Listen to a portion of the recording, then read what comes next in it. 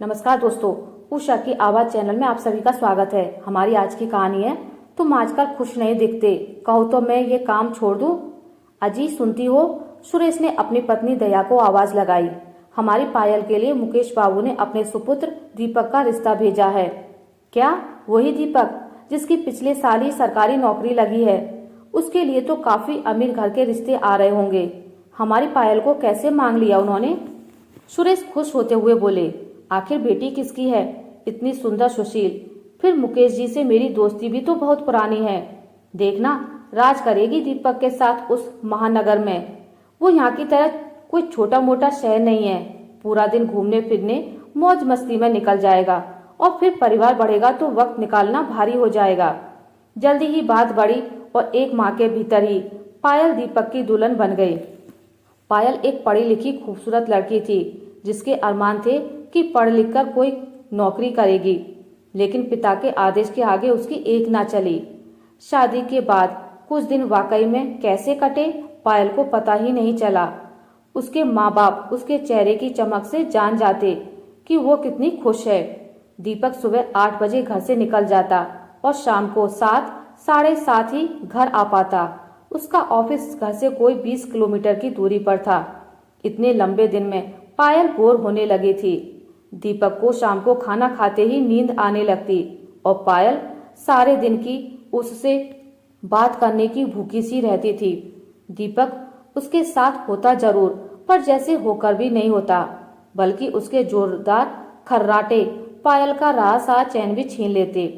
अक्सर सुबह सवेरे दीपक बिस्तर से उठता तो पायल गायब मिलती। वो चुपचाप बालकनी में खड़ी रहती। वो पायल से कुछ पूछना भी चाहता तो पायल हमेशा फीकी सी हंसी से कहती, मुझे क्या होना है, मौज कर रही हूँ मैं तो।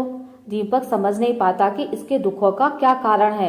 वो अक्सर उससे पूछता भी, तुम आजकल पूरी नींद नहीं ले पाती क्या?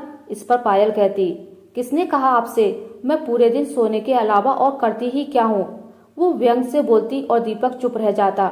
जहाँ तक बात दीपक की अच्छी नौकरी और आमदनी की थी, वो तो ठीक ही थे, लेकिन ये महानगर था और यहाँ खर्चे भी उसी के अनुरूप ज्यादा थे, तो दीपक की कमाई में खींचतान करके ही उनके खर्चे चलते।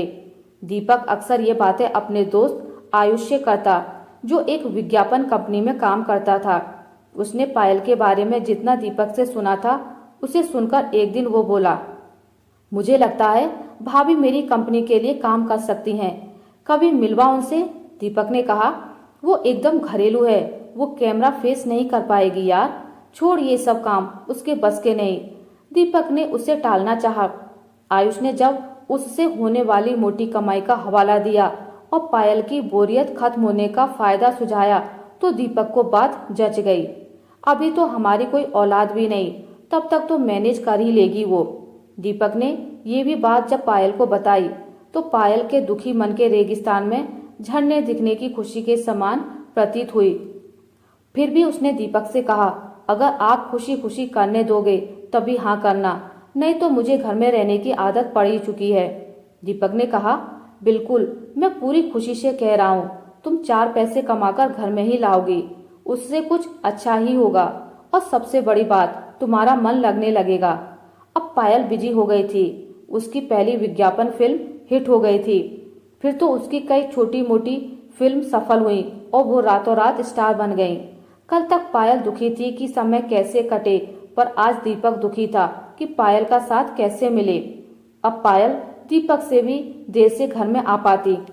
कभी शूटिंग, कभी पार्टी, कभी मीटिंग तो कभी कुछ और। एक दिन पायल ने दीपक से पूछा, दीपक तुम आजकल खुश नहीं दिखते, तुम कहो तो मैं ये काम छोड़ दूं। दीपक बोला, नहीं नहीं, क्यों छोड़ोगी, लोग कहेंगे इसका पति इसकी सफलता को पचा नहीं पाया, सारा दोष मुझ पर लगवाओगी। नहीं, कह दूंगी मेरे बस का नहीं, और लोगों का क्या है, उन्हें जो कहना है वो तो कहेंगे ही। फिर भी मैं उन मर्दों में से नहीं जो अपनी बीवी की उन्नति में रोड़ा बनते हैं। दीपक ने शेखी मारते कह दिया। सच्ची दीपक? पायल ने अविश्वास से कहा। बहरहाल पायल निश्चिंत हो गई और काम जारी रखा, लेकिन उसे सुख की अनुभूति कभी नहीं हुई जिस सुख की उम्मीद में उसने ये काम शुरू किया था। काम करने से रुपए जरूर आए थे, लेकिन उन दोनों के बीच दूरियां भी साथ आई थी। अब तो बात करते तो औपचारिकता से।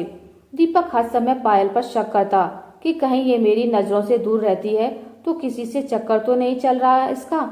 इन्हीं सब कारणों से उनके बीच कई बार बिल्कुल बातचीत भी नहीं होती।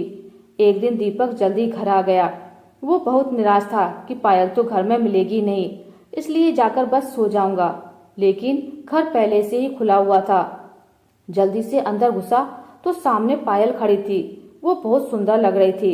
हल्की गुलाबी साड़ी और ढीला सा जूड़ा बनाए वहीं खड़ी मुस्कुरा रही थी। रसोई से पकवानों की बड़ी भीनी भीनी खुशबू आ रही थी। आज यहाँ कैसे? दीपक ने पूछा। मैंने वो जॉब छोड़ दी, पायल बोली। लेकिन क्यों? दीपक ने आश्चर्य से पूछा। क्योंकि जिस सुख को तलाशने घर से बाहर निकली थी वो वहां मिला ही नहीं। मैं तो और ज्यादा दुखी हो गई, पायल ने कहा। तो दीपक ने बढ़कर उसे अपनी बाहों में भर लिया। सच कहा तुमने। वैसे ये जीवन सुख दुख का संगम ही है, लेकिन हम अपने पास प्राप्त सुख को समझ नहीं पाते और जानबूझकर ऐसे काम करते हैं जिससे दुखी हों। बस ये जिंदगी फिर एक पहेली बन जाती है। लेकिन अच्छा हुआ समय रहते हमें समझ आ गया। ये कहते हुए वो दोनों हंस पड़े। आशा करती हूँ आपको मेरी आज की कहानी अच्छी लगी होगी। अगर आपको मेरी कहानी अच्छी लगी है तो इसे लाइक करें, ज़्यादा से ज़्यादा शेयर करें और अगर आप मेरे चैनल पर नए हैं तो इसे सब्सक्राइब करना ना भूलें। मिलते हैं एक नई कहानी के साथ, तब तक के लिए नमस्कार।